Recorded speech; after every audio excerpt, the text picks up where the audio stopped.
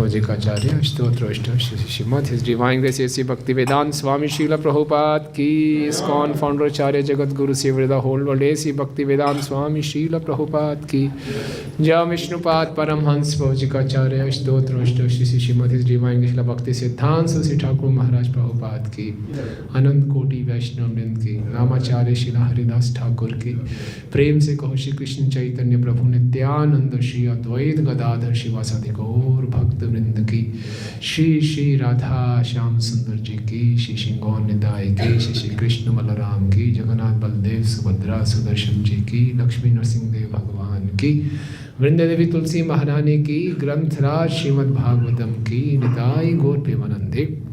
All glories to the assembled devotees. All glories to the assembled devotees.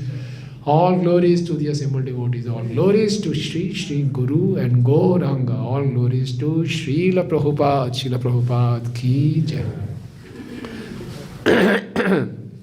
Om Namo Bhagavate Vasudevaya.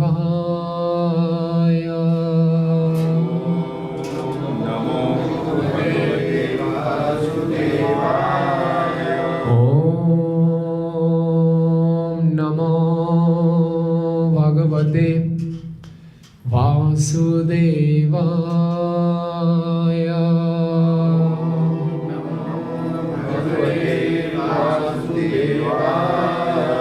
Om Namo Bhagavate Vasudevaya.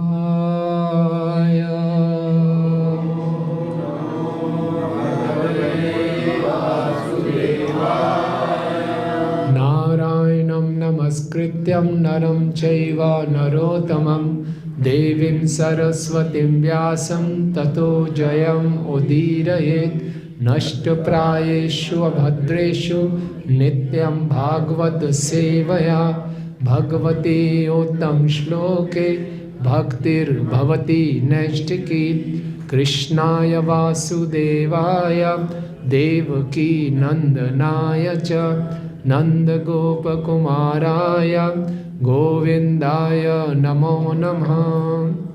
ग्रंथराज Shrimad Bhagavatam चौथा स्कंद 28वां अध्याय. अध्याय का नाम है अगले जन्म में पुरंजन को स्त्री शरीर की प्राप्ति. श्लोक संख्या 35 और 36. श्लोक संख्या 36 बोर्ड पर लिखा है तो उसको दोहराएंगे. कंधा अष्टभिर्मूलफलै पुष्प पर्णैस्तृणोदकै वर्तमाना शनैर्गात्र कर्षणं तप आस्थितः. कंदाष्टभिर्मूलफलै पुष्प पर्णैस्तृणोदकै वर्तमाना शनैर्गात्र कर्षणं तप आस्थितः. कंदाष्टिर्भिर्मूलफलै पुष्प पर्णैस्तृणोदकै वर्तमानः शनैर्गात्र कर्षणं तप आस्थितः.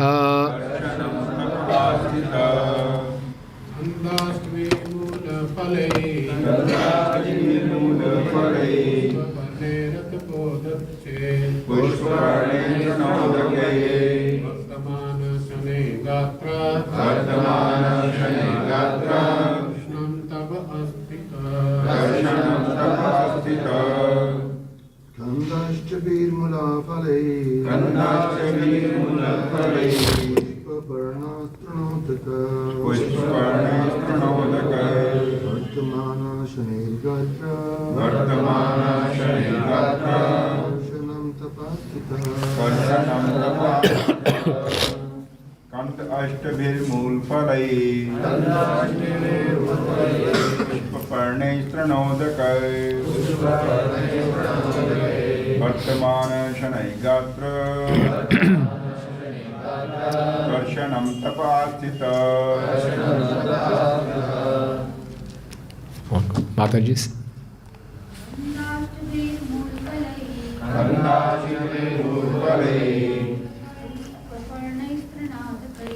पुष्पपर्णैस्तृणादुकै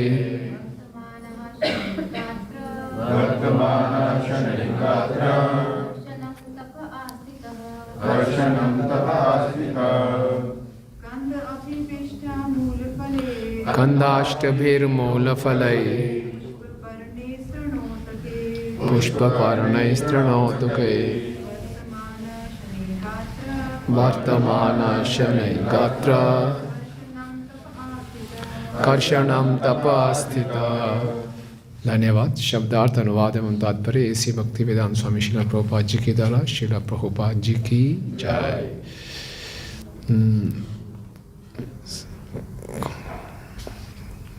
कंदः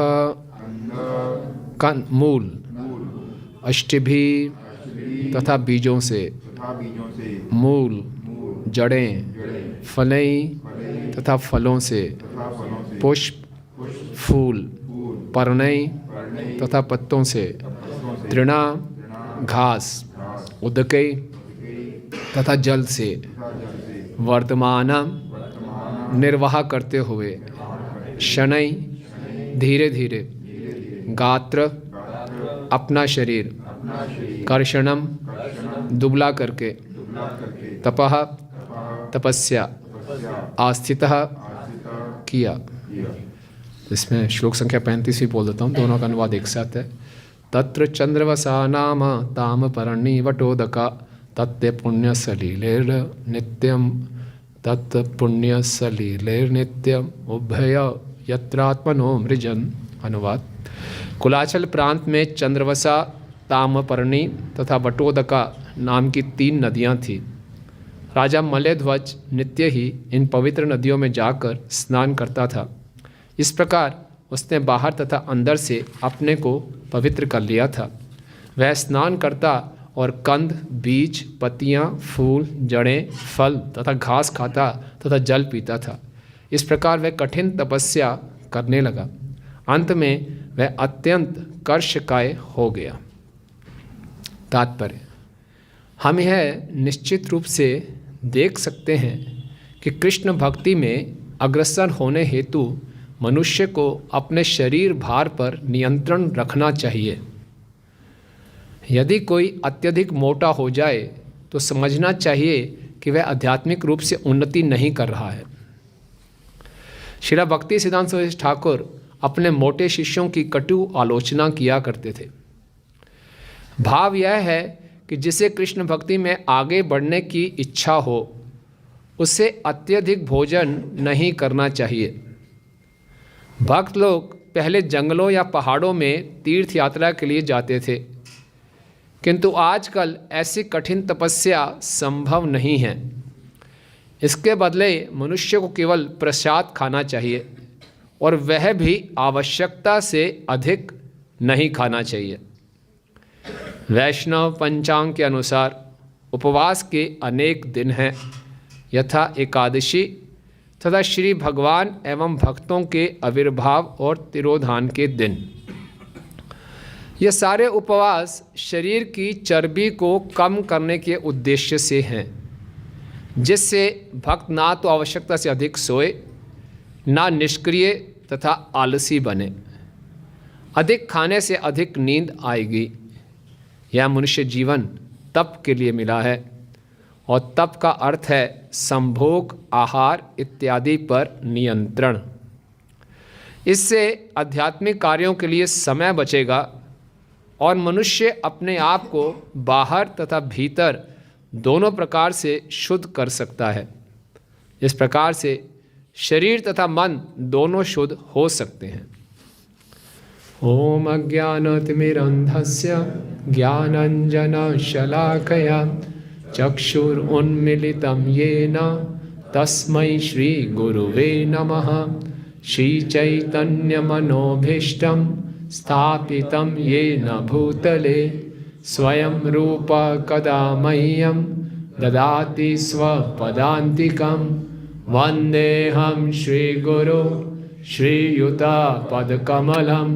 श्रीगुरून् वैष्णवांश्च श्रीरूपं साग्रजातं सहगण रघुनाथान्वितं तं सजीवं साद्वैतं सावधूतं परिजनसहितं कृष्णचैतन्यदेवं श्रीराधाकृष्णपादान् सहगणललिता श्रीविशाखान्वितांश्च हे कृष्ण करुणा सिन्धु दीनबन्धु जगत्पते गोपेश गोपिकान्त राधाकान्त नमस्तुते तप्त कांचन गौरांगी राधे वृंदावनेश्वरी वृषभानुसुते देवी प्रणमामि हरिप्रिये वाञ्छाकल्पतरुभ्यश्च कृपा सिन्धुभयेव च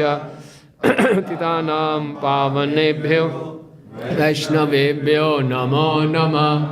जय श्री कृष्ण चैतन्य प्रभु नित्यानंद श्री अद्वैत गदाधर श्रीवासादि गौर भक्त वृंद। हरे कृष्णा कृष्णा कृष्णा हरे हरे, हरे राम राम राम हरे हरे। नमः ओं विष्णुपादाय कृष्णप्रेष्ठाय भूतले श्रीमते भक्ति वेदांत स्वामिनिति नामिने। नमस्ते सारस्वते देवे गौरवाणी प्रचारिणे निर्विशेष शून्यवादी पाश्चात्य देश तारिणे।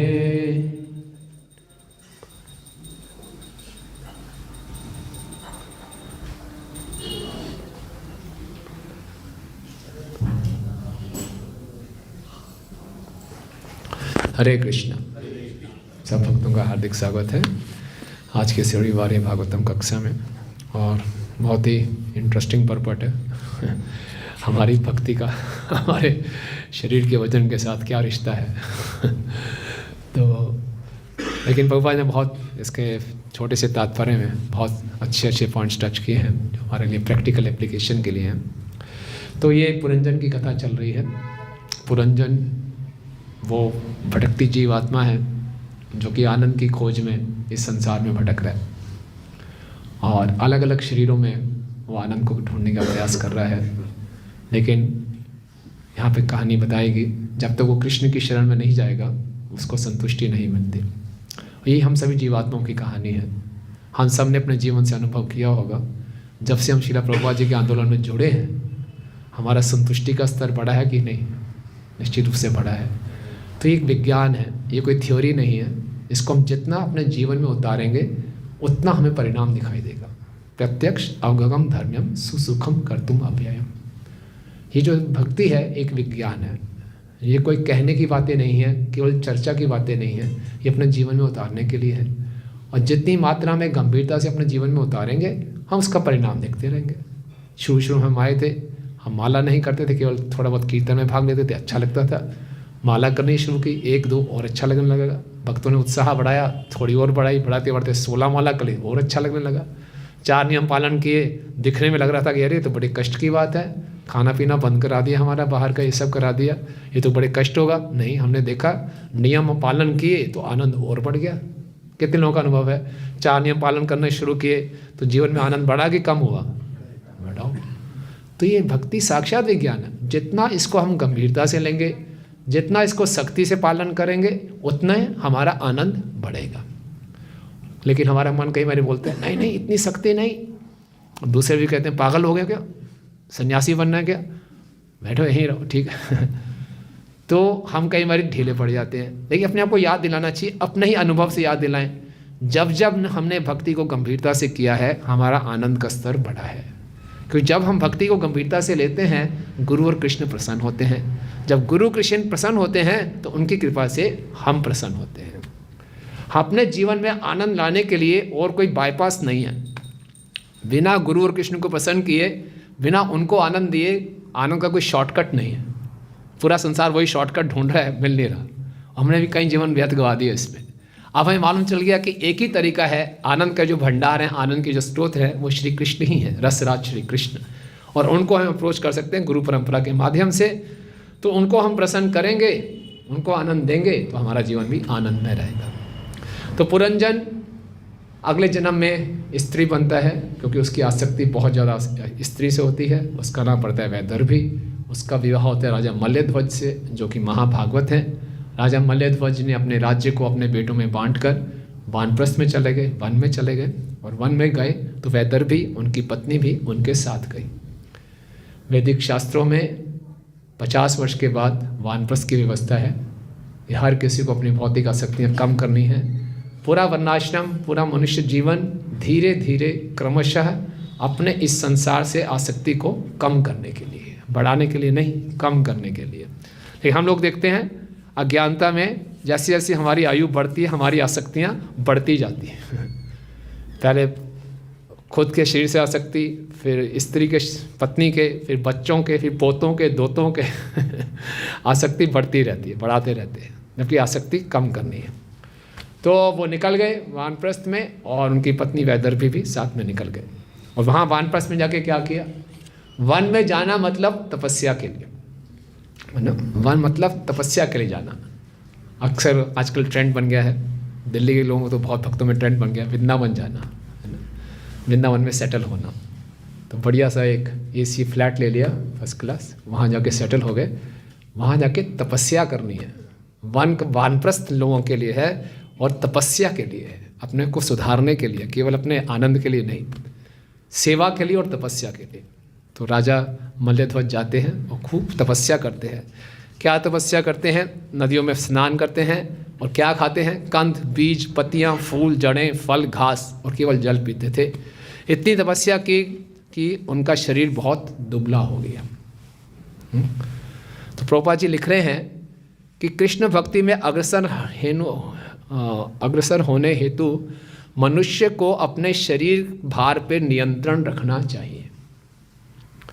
वेट प्रॉब्लम है ना, पूरे संसार लोग पहले खाते हैं हम सब, फिर जॉगिंग करते हैं, जिम में जाते हैं और फिर स्लिमिंग सेंटर्स में जाते हैं लोग, अपना वेट किसी न किसी ढंग से कम करें।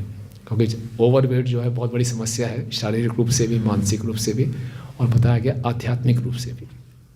प्रभुपाद जी लिख रहे हैं, यदि कोई अत्यधिक मोटा हो जाए तो समझना चाहिए कि वह आध्यात्मिक रूप से उन्नति नहीं कर रहा है। देखिए, इसमें इसका मतलब ये नहीं है कि किसी मोटे व्यक्ति को देखा तो बोले आजकल तो ये माया में गया, इसकी भक्ति खराब चल रही है। किसी पतले व्यक्ति को देखा, बोले ये तो बहुत भक्ति में आगे बढ़ रहा है ना। अगर ऐसा करेंगे तो हम अपराध करना शुरू कर देंगे। भक्ति को बाहरी दृष्टिकोण से जज नहीं किया जा सकता। कई बार किसी की शरीर की संरचनाएं ऐसी होती है, कोई बीमारी भी होती है। किसी बीमारी के कारण कोई व्यक्ति पतला हो तो बोले तुम तो बड़ी तरक्की कर रहे हो भक्ति में। बोले मैं परेशान हूँ भैया, मैं तो खूब खाना चाहता हूँ, खा ही नहीं पा रहा। और अगर किसी कोई बीमारी हो, उसका शरीर मोटा हो रहा हो, बोले माया में गिर रहे हो, तो ये भी गलत है। पॉइंट क्या है? प्रभुपाद कह रहे हैं कि हमें ज़रूरत से ज़्यादा नहीं खाना चाहिए, अत्याहार नहीं करना चाहिए, है ना। अब भगवान के भक्तों में भीमसेन जी को आप भक्त मानेंगे नहीं मानेंगे? पांडव हैं, बहुत बड़े भक्त हैं। कितना खाते थे वो? हम जानते हैं कि जब वो पांडव कुलकर्ण अज्ञातवास में थे तो पूर्वी भारत में गए थे वो, है ना, एक चक्रधाम में, और वहाँ पे एक असुर के वध के लिए गए थे। जय जगन्नाथ बलदेव सुभद्रा सुदर्शन जी की जय, श्री सिंह नेताई की जय। असुर के वध के लिए गए थे, है ना, बकासुर, और उसके लिए पूरा का पूरा बैलगाड़ी भर के खाद्य पदार्थ ले जाते थे, और पूरा भीम ने खुद ही खा लिया था। पूरी बैलगाड़ी सब कुछ भर के खुद ही खा लिया था, तो खूब खाते थे। जब द्रौपदी का विवाह हुआ था, 5 पांडवों से लेकर आए, तो कुंती महारानी द्रौपदी को ट्रेन कर रही है किचन में कि ऐसे ऐसे बनाओ, जितना बनाओगे आधा भीम को, बाकी आधा चारों भाइयों को। तो भीम इतना खाते थे। तो एक तरफ तो भीम जैसे भक्त हैं जो इतना खाते हैं, और एक तरफ रघुनाथ दास गोस्वामी जैसे भक्त हैं वो कितना खाते थे? 150 ग्राम मट्ठा पीते थे 2 दिनों में बस, है ना। तो हम क्या बोलेंगे कि वो ज़्यादा उन्नत है ये कम उन्नत है? नहीं, दोनों ही अच्छे भक्त हैं, भगवान को बहुत प्रिय हैं, लेकिन अपने अपने शरीर की संरचना है ना। रघुनाथ दास गोस्वामी जी वैरागी जीवन बिता रहे थे राधा कुंड के तट पे बैठ के, और भीमसेन जी क्षत्रिय थे, उनका एक नाम था वृकोदर, जिनका पेट बहुत महान चीज़ बहुत खाते थे, लेकिन वो बड़े बड़े काम भी करते थे, भगवान की बड़ी सेवाएं भी करते थे। तो बाहरी दृष्टिकोण से कोई कितना खा रहा है, शरीर मोटा है कि पतला है, इससे हम तुरंत जजमेंट में ना आ जाएं कि भक्ति में आगे बढ़ रहे हैं, भक्ति में गिर रहे हैं। मुख्य बात है हर किसी को ये देखना है, क्या मैं ज़रूरत से ज़्यादा खा रहा हूँ क्या? तो वो कहलाता है जीवा का वेग, वो भक्ति के लिए हानिकारक है। यहाँ लिख रहे हैं, श्रीला भक्ति सिद्धांत सरस्वती ठाकुर अपने मोटे शिष्यों की कटु आलोचना करते थे। जब भक्ति सिद्धांत सरस्वती ठाकुर महाराज देखते थे कि उनका कोई शिष्य मोटा हो रहा है तो उसको डांटते थे। श्रीला प्रभुपाद जी भी अक्सर मोटे लोगों का खूब मजाक उड़ाया करते थे। प्रभुपाद जी की सिस्टर थी जिनका नाम था पिशीमा, है ना, और पिशीमा को इंग्लिश नहीं आती थी, बंगाली थी, और प्रभुपाद की छोटी बहन थी, और कभी कभी प्रभुपाद जी के पास आती थी और उनको बड़े प्रेम से प्रसादम सर्व करती थी। तो प्रभुपाद अपने शिष्यों के सामने उनके साथ खूब मजाक करते थे, उनका मजाक भी उड़ाते थे इंग्लिश में। पिष्यों को समझ नहीं आता था, वो बस हंसती थी। तो प्रभुपाद को एक सामने बैठी थी, तो प्रभुपाद बोलते थे पिष्यों, देखो ये कितनी मोटी है ये, तो वो सब हंसते थे, वो भी हंसते थे।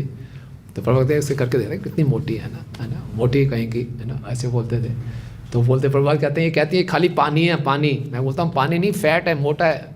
तो कहती है, ये मुझसे कहती है मेरी तबीयत ठीक नहीं रहती, मैं कुछ खा ही नहीं पाती। तो मैं कहता था कैसे तबीयत ठीक रहेगी, इतनी मोटी हो तुम? तो ऐसे प्रभुपाद उसको मजाक उड़ाते थे, वो बेचारी हंसती थे। एक बार प्रभुपाद मॉर्निंग वॉक पे थे बॉस्टन में, तो प्रभुपाद कहते हैं कि भारत में हम जब किसी मोटे व्यक्ति को देखते हैं ना, तो हम उनसे पूछते हैं भाई कौन सी चक्की का आटा खाते हो? मोटे हो रहे हो। तो सब हंस पड़े। तभी वहाँ पे एक टैक्सी ड्राइवर वाला निकला, उसको बियर पी के उसका पेट बड़ा मोटा हुआ था। प्रभुपाद उससे पूछा कौन सी चक्की का आटा? तो उसको समझ नहीं आया कुछ, सब शिष्य हंसने लगे। तो प्रभुपाद जी भी कोई भी मोटा व्यक्ति दिखाई देता था तो उसका थोड़ा मजाक करते थे। प्रभुपाद जी एक शिष्य थे भागवत प्रभु, जो 25 साल के थे, थोड़े मोटे से थे। वो प्रभुपाद के पास आए और प्रभुपाद मैं संन्यास लेना चाहता हूँ। सो प्रभुपाद ने इतने इम्प्रेस नहीं हुए, लेकिन प्रभुपाद डिस्करेज भी नहीं करना चाहते थे। प्रभुपाद ठीक है, अगली गौर पूर्णिमा देखेंगे, है ना। फिर बाद में प्रभुपाद ने बोला संन्यास के लिए one should be fit not fat. तो अक्सर यस प्रभुपाद ये कहते हैं कि हो सकता है कोई मोटा भी हो, लेकिन मुख्य बात ये है कि उसको अपनी ज़रूरत से ज़्यादा नहीं खाना। क्या क्या नुकसान होते हैं अगर किसी शरीर भारी है? आध्यात्मिक जीवन में क्या नुकसान हो सकते हैं ज़्यादा खाने से? आलस बढ़ जाता है, नींद ज़्यादा आती है, तपस्या करना मुश्किल हो जाता है, और बहुत ज़्यादा बैठ भी नहीं सकते, माइंड जो है एजिटेट हो जाता है, मन विचलित हो जाता है। इसलिए आवश्यकता है कि हम अपने इस जो अत्याहार है, जो वाचो वेगम मनसा क्रोध वेगम जीवा वेगम उदर उपस्थ वेगम एतान वेगान विश्वेत धीरा सर्वनभिम पृथ्वी से शिष्यात्। उपदेशामृत का पहला श्लोक है। रूप गोस्वामी जी बताते हैं कि इन 6 वेगों को हमें सहन करना सीखना चाहिए। और भक्ति सिद्धांत सरस्वती ठाकुर महाराज बताते हैं कि जो इन 6 वेगों को सहना ही तपस्या है, और अगर कोई इन 6 वेगों को सहन नहीं करता और इनके अधीन बह जाता है तो उसका जीवन बहुत अमंगलकारी होता है, अशुभ होता है। आज पूरा संसार इन 6 वेगों से पीड़ित है, इसलिए उनका जीवन सब में देखिए हर जगह अमंगल ही अमंगल है। लेकिन अगर कोई साधक इन 6 वेगों को सहना सीख जाता है तो उसको गोस्वामी, वो इंद्रियों का स्वामी बन जाता है और उसका जीवन मंगलकारी हो जाता है। तो इसीलिए मनुष्य जीवन तपस्या के लिए मिला है। तपस्या का अर्थ है कि इन 6 वेगों को सहना। 6 वेगों में वाचो वेगम मनसा वेगम, एक वाणी का वेग, बोलने का वेग, और एक मन का वेग, और एक है शरीर का वेग। शरीर के वेग में 3 भाग आते हैं, जीवा, उदर, उपस्थ। और ये तीनों भक्ति सिद्धांत सरस्वती ठाकुर जी बताते हैं एक ही लाइन में है, जीवा, उदर और जननेंद्रियाँ, उपस्थ। और अगर हमने जीवा को कंट्रोल कर लिया तो उदर और उपस्थ को भी कंट्रोल कर लेंगे, है ना। सारा खेल ये जीव का है। जीव की तुलना एक बहुत बड़े शिप के रडर से की गई है। बहुत बड़ा जहाज होता है पानी का, उसको डायरेक्शन देने के लिए एक छोटा सा रडर होता है। जहाँ रडर को घुमाओगे शिप उस डायरेक्शन में चली जाएगी। इस ढंग से, जिस ढंग से हम अपने जीव को कंट्रोल कर लेंगे, खाने की इस टेंडेंसी को, वैसी ढंग से हम आध्यात्मिक जीवन में आगे बढ़ सकते हैं। इसीलिए सबसे अच्छा तरीका क्या है जीव को कंट्रोल करने का? क्या बताते हैं प्रभुपाद जी? फार्मूला प्रसाद, प्रसाद पाना। ओके, तो हम सब अपने जीवन के अनुभव से देख सकते हैं कि शुरुआत कैसे होती है प्रसाद पाने की। शुरू हम आते हैं तो अधिकांशतः भक्तों का एक ही आकर्षण होता है, क्या? प्रसाद। प्रसाद कब मिलेगा? कई बारी, और प्रभुपाद जी ने लव फीस्ट का भी आयोजन किया गया है। और लव फीस्ट में क्या होता था, खूब बढ़िया बढ़िया, प्रभुपाद के समय में बहुत आइटम्स बनाई जाती थी, लोगों को आकर्षित किया जाता था। हर मंदिर में लव फीस्ट का आयोजन किया जाता है। एक बार हमारे मंदिर में तो फ़ोन आता था रात को, है ना। पहले सैटरडे लव फीस्ट होती थी। आज क्या बना रहे हैं जी, मेनू क्या है? तो वहाँ दिल्ली में तो कई मंदिर है ना, तो हर जगह मेनू पूछ के लोग फिर वहाँ कहीं भी जा सकते, जहाँ मेनू अच्छा लगा। मेन आकर्षण तो फीस्ट में फीस्ट होता है, तो कई लोग उसी समय पे आते हैं, बड़े पंक्चुअल होते हैं, फीस्ट से कुछ समय पहले आ गए, चले गए। तो मंदिरों पे अलग अलग टेक्निक्स अपनाई जाती हैं। कूपन देंगे, जो पहले कथा में बैठेगा उसको मिलेगा, लेकिन फिर भी प्रसाद मेन आकर्षण होता है। अच्छी बात है। तो यहाँ से शुरुआत होती है कि हम प्रसाद को अपने जीवन में इंक्लूड करना शुरू कर देते हैं। तो शुरुआत में हम बाहर की चीज़ें भी खाते हैं, उल्टी सीधी भी, और प्रसाद भी खाना शुरू करते हैं। और इससे क्या होता है, जीवा पे कंट्रोल होना शुरू हो जाता है। किसी भी तरीके से प्रसाद अंदर जाए, ये हमें शुद्ध करता है। एक बार एक राजा था, उसका एक बेटा था, बड़े वर्षों के बाद उसको पुत्र की प्राप्ति हुई, तो बड़े खुशी मनाई उसने। ज्योतिषों को बुला के उसका कुंडली वगैरह बनवाई। ज्योतिष ने बताया बड़े दुख की बात है राजा, पुत्र तो हो गया, ये बहुत नालायक निकलेगा, एक नंबर का जिसे कहते हैं अय्याश व्यक्ति होगा, ये बहुत बुरी हालत है इसकी। तो राजा परेशान हो गए, क्या करो? राजा से कुछ तो करना चाहिए, और ये भी लिखा कि आपकी मृत्यु निकट आने ही वाली है। तो राजा बड़ा समझदार था, भक्त था, तो अपने गांव में एक साधु के पास गया, अपने राज्य में साधु के पास गया, और साधु जी से बताया ऐसी ऐसी समस्या है, मैं आपसे सहायता चाहता हूँ। बोले क्या सहायता कर सकता हूँ? तो राजा ने कहा कि मैं तो अभी शरीर छोड़ दूँगा, मेरे शरीर छोड़ने के बाद मेरी आपसे निवेदन है कि आप मेरे बेटे के लिए, राजकुमार के लिए ना, रसोई में जाके कुछ ना कुछ पकवान जरूर बनाइए। बोले आपके यहाँ तो बहुत बड़े बड़े होंगे पकवान बना, नहीं किसी ना किसी ढंग से आप कर लीजिए, बस ये मेरी आपसे निवेदन है। बोले ठीक है, देखेंगे। समय आने पर राजा ने शरीर छोड़ दिया और उसको राजा बना दिया गया, उसके बेटे को। और राजा जैसे भविष्यवाणी थी, बहुत ही नालायक व्यक्ति था वो तो। अब साधु को मालूम चला राजा ने शरीर छोड़ दिया है, और राजा ने मुझसे निवेदन करके गया, तो कुछ तो करना ही चाहिए। तो साधु किसी ना किसी ढंग से वेश बदल के जाता था उसकी रसोई में, और जाते जाते खेतों से कोई शाक वाक तोड़ के ले जाता था, और उसके लिए रोज़ साग की सब्जी बनाता था। तो कई पकवान होते थे, और वो शाक जो बनाता था वो साधु रसोईया बन के जाता था, वेश बदल के ठाकुर जी को भोग लगाता था और देता था। तो राजा जो था, जो राजकुमार राजा बन गया, बहुत बिगड़ा हुआ था, बहुत पकवान खाता था, साथ में वो साग भी खाता, जो उसमें जो खाली प्रसाद, बाकी तो प्रसाद होता नहीं था। कई साल ऐसा चलता रहा, रोज़ जाता था, बनाता था, उसको खिलाता था। कुछ साल के बाद उसने आना बंद कर दिया। राजा के पास पकवान पहुँचे, भोजन पहुँचे, अरे वो शाक नहीं है, साग नहीं है, वो कहाँ गया? तो वो पता था कि रसोईया आना बंद कर दिया उसने। अरे मैं तो सबसे बढ़िया वही लगता था, वो खाना ही खाना है मुझे। अरे इतने बड़े और अच्छे अच्छे पकवान है, नहीं मतलब वही खाना है, कहाँ गया? ढूंढो उसको।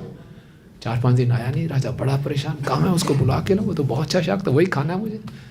कुछ दिनों के बाद वो साधु के वेश में ही राजा के सामने आया।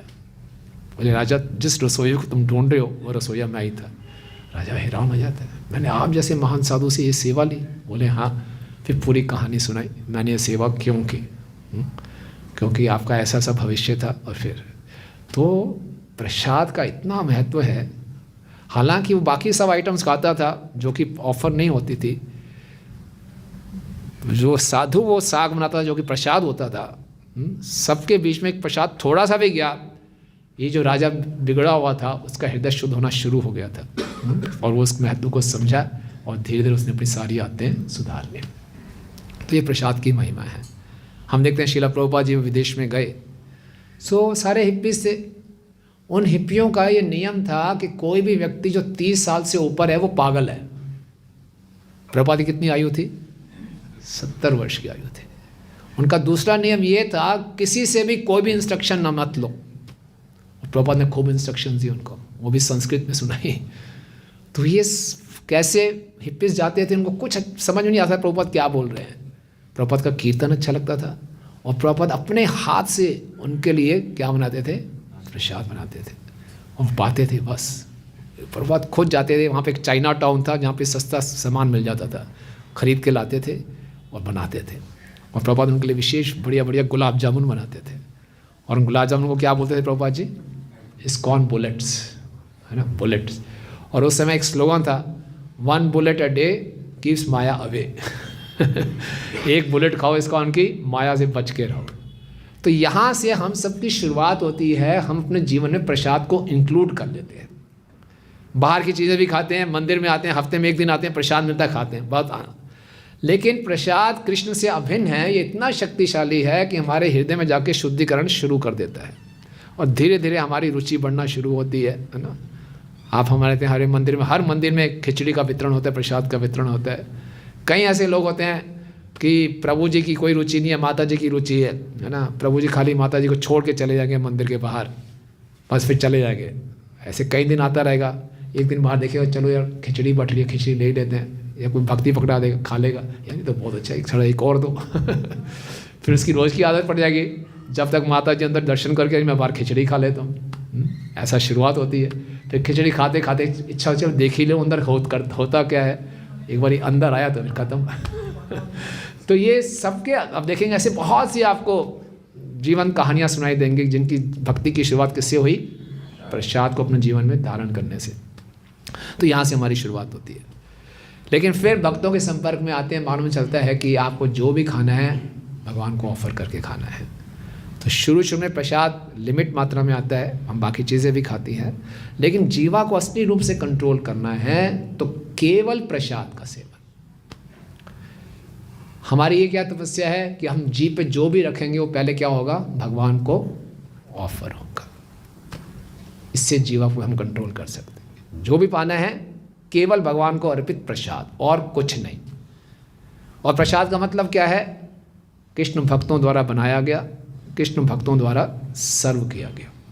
पाने वाला कोई भी हो सकता है, बनाने वाला भक्त हो और उसको सर्व करने वाला भक्त हो, तब प्रसाद सही रूप से अंदर जाके और हमें हृदय को शुद्ध करता है। और केवल क्या पाना है? केवल प्रसाद और कुछ नहीं। ये सेकंड स्टेज है। ये भी कोई अच्छी बात है। इसमें भी हम क्या बोलते हैं, चलो जी जो मुझको खाना है पहले भगवान को भोग लगाऊंगा फिर खाऊंगा।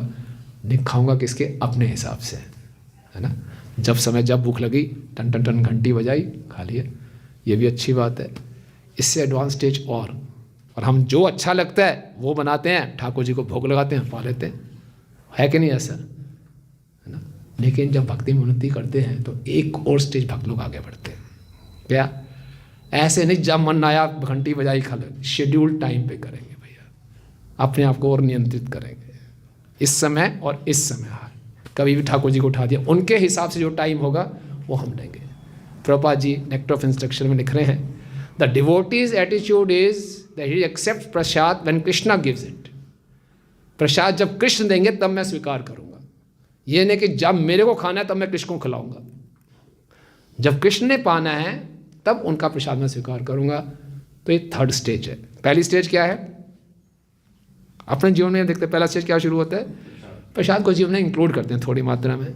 फिर क्या कहते हैं? जो पाना है खाली प्रसाद पाना है, लेकिन अपने हिसाब से।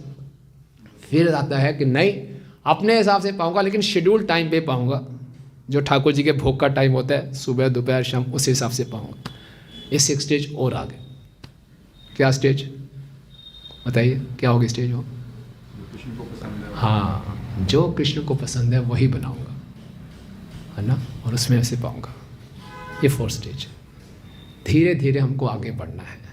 प्रारंभिक भक्ति की अवस्था में हम सबको बहुत उत्साहित करते हैं, आओ प्रभु खूब प्रसाद खाओ, यहाँ तक खिलाते हैं, उसको खिलाना भी चाहिए उत्साह बढ़ाना चाहिए। जितना ज़्यादा उसके अंदर प्रसाद जाएगा उसका शुद्धिकरण होगा, उसका एक ही तो आकर्षण है, खिलाओ खूब उसको। लेकिन जैसे जैसे हम भक्ति में आगे बढ़ते हैं, शुद्ध भक्तों का एक लक्षण होता है मित भुक। मित भुक का अर्थ है वो अत्यधिक नहीं खाते, जितनी आवश्यकता है उतना ही पाते हैं, क्योंकि वो प्रसाद को प्रसाद के रूप में देखते हैं। प्रसाद का मतलब है कृपा, और वो कृष्ण से अभिन्न है। प्रसाद को हम खाते नहीं हैं, प्रसाद का हम सेवन करते हैं। हम कृष्ण को खा नहीं सकते, कृष्ण की हम सेवा करते हैं। तो प्रसाद पाना भी सेवा है। प्रतिदिन हम गुरु अष्टकम में क्या बोलते हैं? चतुर्विधा श्री भगवत प्रसाद स्वाद्वान तृप्तान हरिभक्त संगान कृत्वैव तृप्तिम भजत सदैव वंदे गुरु श्री चरणारविंदम, वंदे गुरु श्री चरणारविंदम। 4 प्रकार के जो खाद्य पदार्थ हैं वो हम भगवान को भोग लगाते हैं। और जब हरि भक्त संगान, जब हरि भक्तों के साथ में हम इस प्रकार से प्रसाद पाते हैं, कृत्वैव तृप्तिम भजता सदैव, तो गुरु बहुत प्रसन्न होते हैं। गुरु जी बहुत प्रसन्न होते हैं जब वो देखते हैं कि सब शिष्यगण भक्त लोग आपस में बैठ के प्रसाद पा रहे हैं, तो गुरु बहुत प्रसन्न होते हैं। तो इस भाव से हमें प्रसाद पाना चाहिए, केवल गुरु और कृष्ण की प्रसन्नता के लिए। एक सेवा है, ये कितना अच्छा भाव है। चैतन्य महाप्रभु जब दक्षिण भारत गए तो वहाँ पे उनके एक ब्राह्मण से मुलाकात हुई। वो ब्राह्मण राम के भक्त थे। ब्राह्मण ने महाप्रभु को बुलाया कि आप में हमारे यहाँ आके लंच प्रसाद कीजिए। चैतन्य महाप्रभु स्नान करके पहुँच गए। दोपहर के समय में देखा तो कुछ तैयार ही नहीं था। बोले ब्राह्मण भोजन कहाँ है?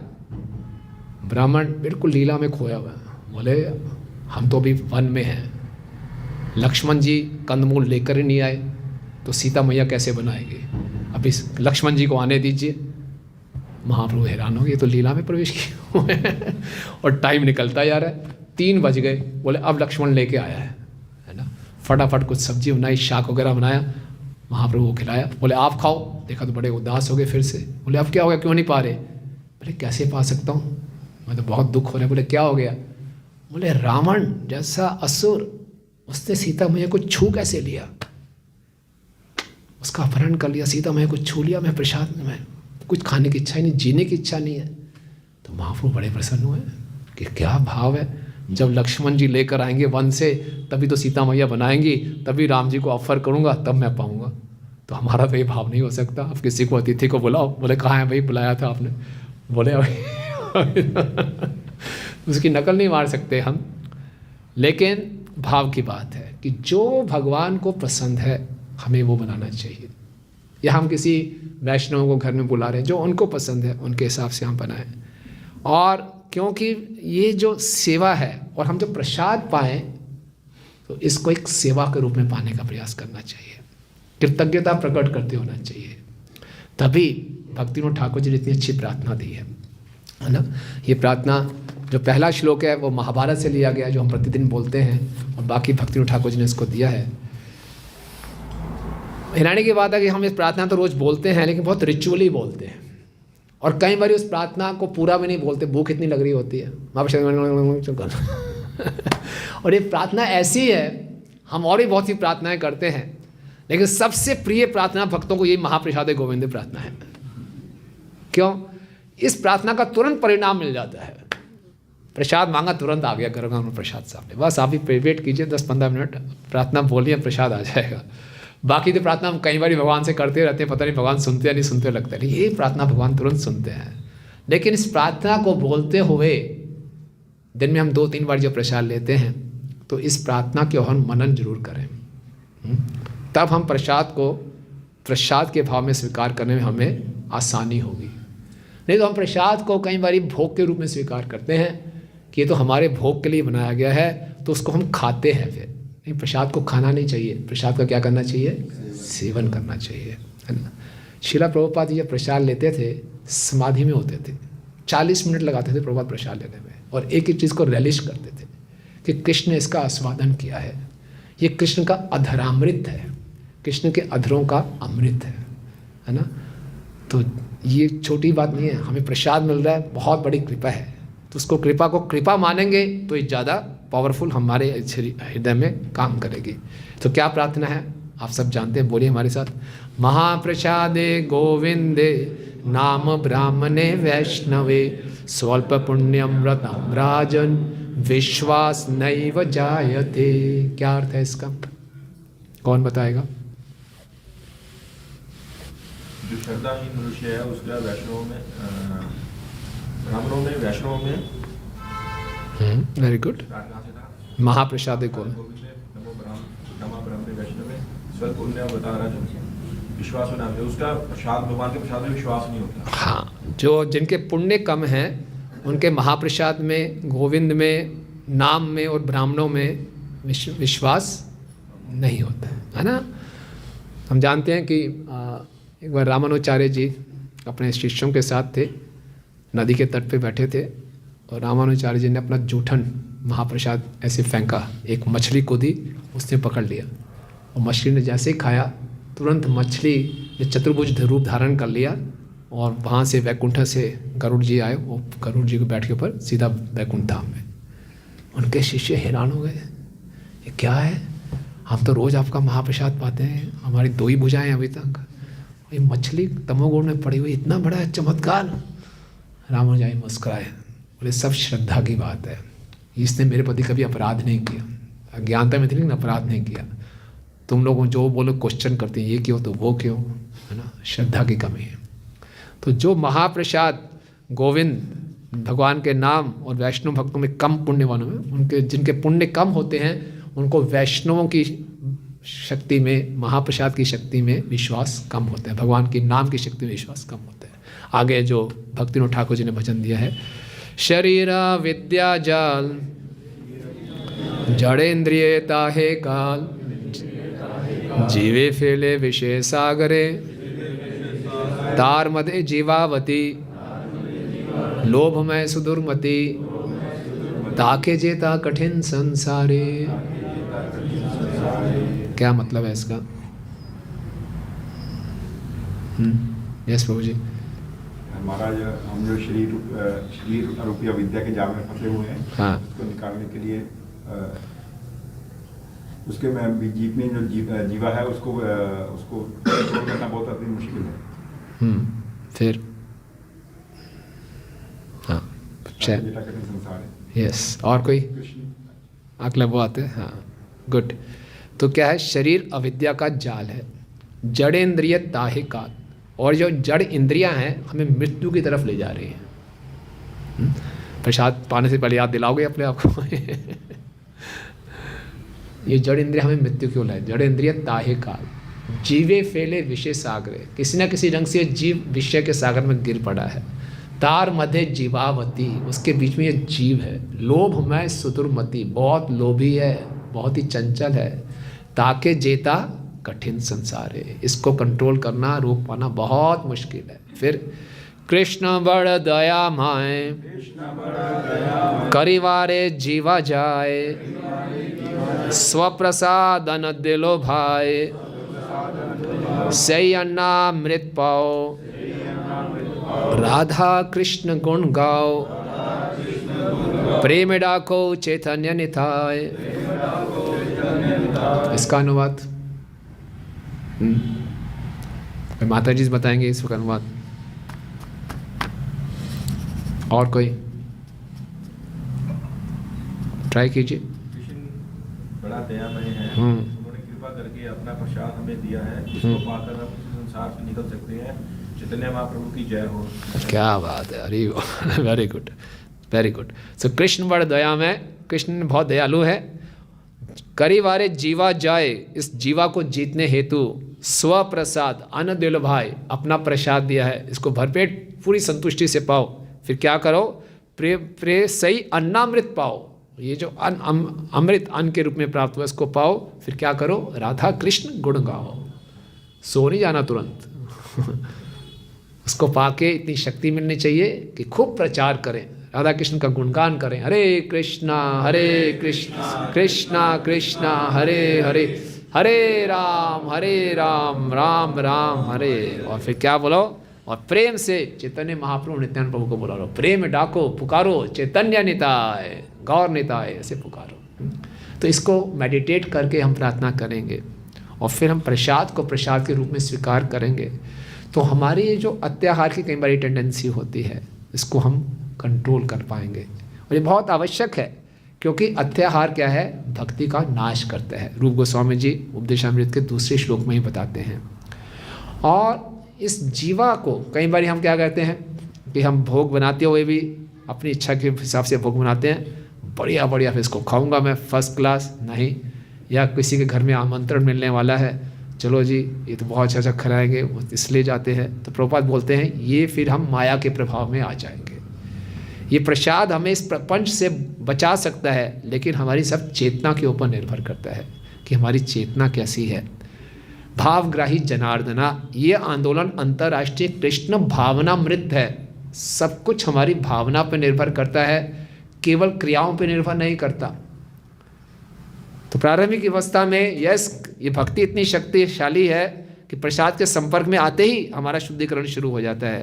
लेकिन अब सब कुछ जानने के बाद हमें अपनी भावनाओं को सही करना चाहिए। हरिनाम में इतनी शक्ति है, कोई अनजाने में भी नाम ले लेगा उसका शुद्धिकरण हो जाएगा। नहीं, हरिनाम की अगाध महिमा सुनने पर भी भौतिक आसक्ति बनाए रखना, ये फिर अपराध हो जाता है। प्रसाद की अगाध महिमा सुनने पर भी हम इसकी भोग की वृत्ति बना लेंगे, तो फिर ये जीवा के वेग के अंदर आ जाएगा, ये हमें माया से बचाएगा नहीं। तो इसमें सावधान होना चाहिए।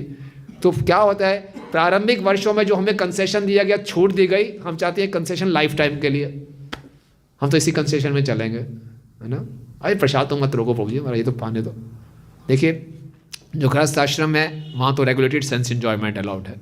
जो ब्रह्मचारी हैं उनकी एक ही सेंस एंजॉयमेंट है, प्रसाद, है ना। तो खूब प्रसाद खिलाए जाते हैं और ब्रह्मचारी को एनकरेज भी किया जाता है। एक ब्रह्मचारी थे, हमारे गुरु महाराज बताते हैं, उनके टाइम में उनके आश्रम में वो दरवाज़ा बंद कर देते थे, बाहर लिखते थे आई एम इन समाधि डोंट डिस्टर्ब, और वो क्या कर रहा था, खूब अंदर प्रसाद मार तो अलाउड है, चलो कोई बात नहीं, है ना।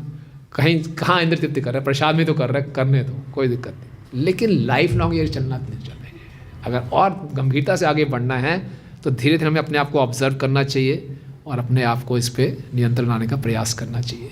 क्योंकि अगर जीवा के वेग को नहीं रोका तो जननेंद्रियों के वेग को रोकना कठिन हो जाएगा।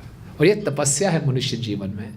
हमें अपने जीवन का लक्ष्य मालूम है, कृष्ण प्रेम पाना है, उसके लिए इन वेगों को सहना अति आवश्यक है। नहीं तो क्या होगा, जीवेर लालसा ये इति उति धाय, शिष्णोदर परायण कृष्ण नहीं पाए।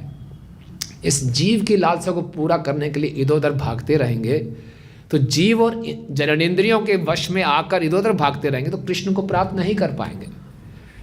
इसलिए महाप्रभु ने क्या आदेश दिया, भला ना खाइबो भला ना पहनिबो। महाप्रभु के टाइम में आप देखते हैं कि चैतन्य चरितामृत पढ़ेंगे तो जब महाप्रभु को भक्त लोग अपने घर में प्रसाद के लिए बुलाते थे तो कृष्णदास कविराज गोस्वामी 10-10, 15-15 पेजों में केवल प्रसाद का ही वर्णन कर रहे हैं। ये प्रसाद, ये भोग, ये भोग, ये वैरायटी, ये वैरायटी, कितनी वैरायटी बता रहे हैं। 10 पेज ऐसे ही चल रहे हैं बस, है ना। और फिर जब महाप्रभु को बुलाते थे खाइए तो महाप्रभु उसमें से थोड़ा सा बॉइल्ड वेजिटेबल ले लेते थे, शाक ले लेते थे। अद्वैताचार्य के घर में गए तो मैं तो इतना ही लूँगा। तो अद्वैताचार्य ने बोला नहीं लो, आपके लिए बनाया ये। बोले मेरे लिए कैसे, मैं तो सन्यासी में इतना ही लूँगा।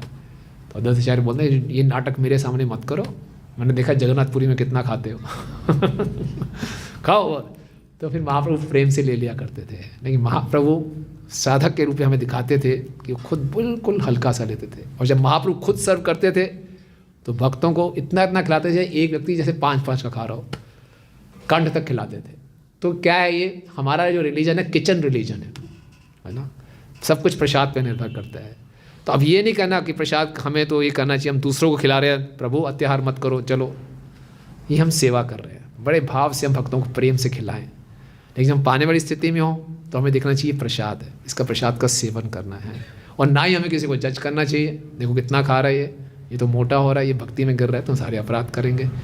ये साइंस अपने लिए है ना, अपने लिए है। और हम खुद देखें, किसी के लिए 20 चपाती खाना अत्याहार नहीं है, किसी के लिए 2 चपाती खाना भी अत्याहार है, अपनी अपनी कैपेसिटी के हिसाब से।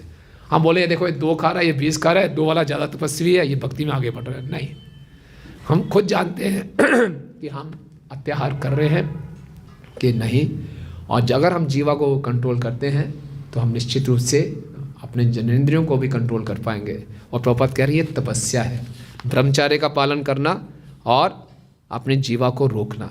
चाहे हम किसी भी आश्रम में हैं, गृहस्थ ब्रह्मचारी बने या दूसरे ब्रह्मचारी बने, बिना ब्रह्मचर्य का पालन किए हम कृष्ण प्रेम में आगे नहीं बढ़ सकते। तो इसलिए बताया गया है कि सबसे पहले हमने अपने जीवा को नियंत्रण करना पसंद करना है। ठीक है, हरे कृष्णा। ये टॉपिक किसी का कोई प्रश्न या टिप्पणी है तो पूछ सकते हैं,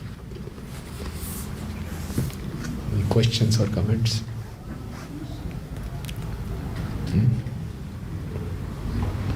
कोई क्वेश्चन नहीं है? हाँ। जैसे हम आउट कहीं पे जाते हैं किसी रिश्तेदार के घर या वहाँ पे, तो अगर हम खुद बना के लेके जाएं अपने के लिए, तो हम वहाँ जाके अपना प्रसाद पालेंगे तो ये भी नहीं अच्छा लगता।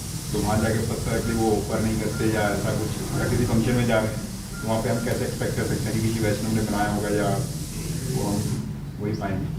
प्रभु जी का प्रश्न है, किसी हम रिश्तेदार के यहाँ जाते हैं, किसी फंक्शन में जाते हैं, नॉर्मल जाए वो तो बना देगा हमारे लिए एक्स्ट्रा, अगर फंक्शन में जाएँ तो उसके बाद भी ऐसा तो फंक्शन में जाएं तो हम कोई कुक्ड आइटम मत लें, हम कोई सलाद ले लें, फ्रूट्स ले लें, और उसको भी हम मानसिक रूप से ऑफ़र करें, है ना, उसको भी हम मानसिक रूप से ऑफ़र करें और तभी लें।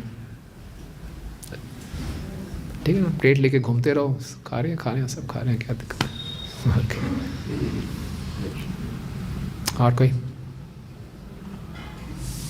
ठीक है, आपसे भक्तों का बहुत बहुत धन्यवाद।